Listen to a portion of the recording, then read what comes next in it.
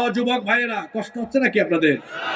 এই রকম শ্রেষ্ঠ মৃত্যু, ভালো মৃত্যু, সুন্দর মৃত্যু আমরা সবাই চাই কি চাই না? বাবারা, ভাইয়েরা, সবাই বলেন চাই কি চাই না? এরকম মৃত্যু চাইলে নামাজ ছেড়ে দেওয়া যাবে? জোরে বলতে হবে, নামাজ ছেড়ে দেওয়া যাবে? মাদকাসক্ত হওয়া যাবে? মোবাইল ইন্টারনেটের অপব্যবহার করা যাবে? আল্লাহর দিন বাদ দিয়ে যৌবন বয়সে অমুক তমুকের সামনে পিছনে চামচামি করে ঘুরে ঘুরে যৌবন নষ্ট করা যাবে? আমার দেশের যুবকরা তাদের এই যৌবনের সময়টাকে বিভিন্ন নেতা খেতাদের পিছনে গিয়ে ধ্বংস করে ফেলে। ও যুবক ভাইয়েরা, keep in your mind, youth is called golden season of human life. যৌবনকালকে মানুষের জীবনের স্বর্ণালী সময় বলা হয়। যৌবন হলো মানুষের জীবনের সবচাইতে গুরুত্বপূর্ণ সময়। এই সময়ে মানুষের শরীরে শক্তি থাকে কম না বেশি? এই জন্য যুবকদেরকে সবাই টার্গেট করে। আমার কথাগুলো মন দিয়ে শোনেন, আমিও তো আপনাদের মতো একজন যুবক। যুবক ভাইয়েরা, আপনাদেরকে অনেকে টার্গেট করে, তার স্বার্থ হাসিলের জন্য আপনাদেরকে ব্যবহার করতে চায়।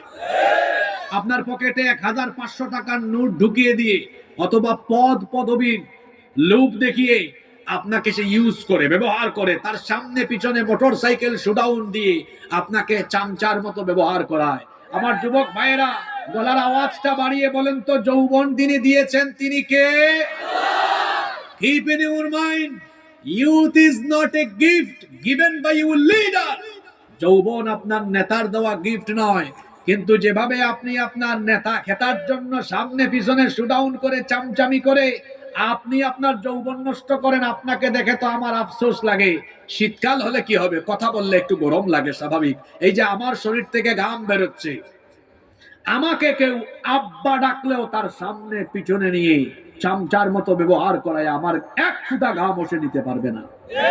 কারণ হলো, আমার শরীরের প্রতি ফুটা ঘাম মহামূল্যবান।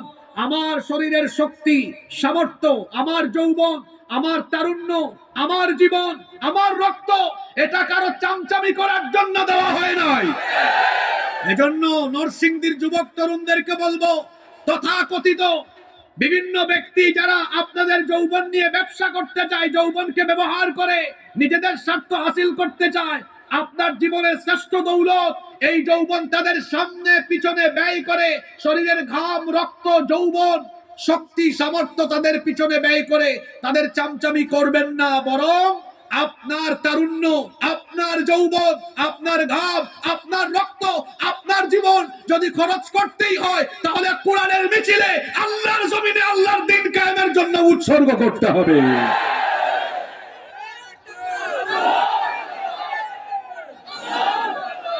এজন্য যুবকদেরকে বলছি, ভাই আমার, be a prestigious person, you have to personality.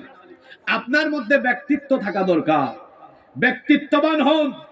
আপনি কেন সামনে পিছনে ঘুরঘুর করবেন? এটা পড়ালেখার বয়স, পড়ালেখা করেন, গবেষণা করেন, নিজেকে এমন যোগ্যতায় নিয়ে যান যেন আপনার পিছনে মানুষ ঘুরঘুর করে। যুব সমাজ পড়ালেখা বাদ দিয়ে আজ কি করছে? দেখা যাচ্ছে অমুক তমুকের পিছনে ঘুরে। তুমি যুবক মানুষ, তুমি পড়ালেখা করবে, কলেজে ইউনিভার্সিটিতে পড়ো, তুমি কেন চুল স্পাইক করে মোটর সাইকেল ড্রাইভিং করে স্লোগানও দেয়, আমার ভাই, তোমার ভাই, অমুক ভাই, তমুক ভাই, আমার নেতার চরিত্র? তুমি কার চরিত্র ফুলের মতো পবিত্র বলো?